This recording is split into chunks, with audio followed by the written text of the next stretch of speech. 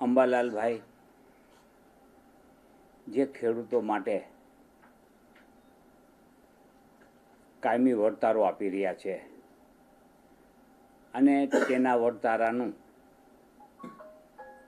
સાચું પડવાનો રેશિયો ખૂબ જ સારો છે અને સરાહનીય છે.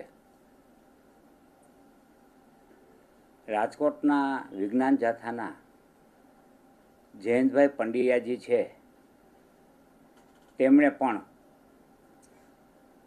જે કાર્યવાહી કરી રહ્યા છે અંધશ્રદ્ધા વિરુદ્ધની, તે પણ આવકાર્ય છે.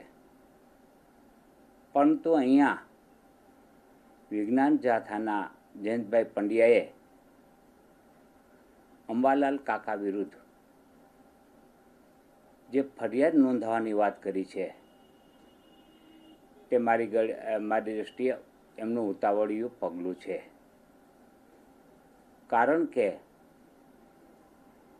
અંધશ્રદ્ધા, અફવા અને વર્તારો અને જ્યોતિષ આ ત્રણેય બાબતો જુદી છે.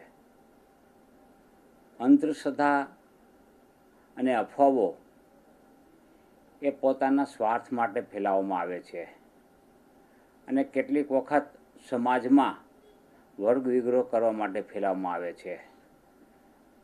એટલે અંબાલાલ કાકાની આગાહીને આપણે અફવા તરીકે વર્ગીકૃત કરી શકાય નહીં.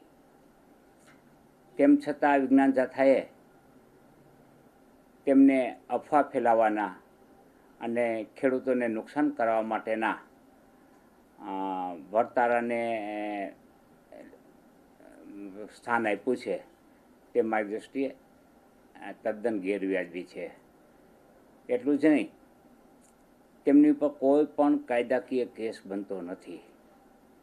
કારણ કે અંબાલાલ કાકા છે એ ક્યારેય પણ આ વર્તારા કરવા અંગે કોઈ વળતર મેળવતા નથી કે કોઈની પાસેથી તોષણ લેતા નથી.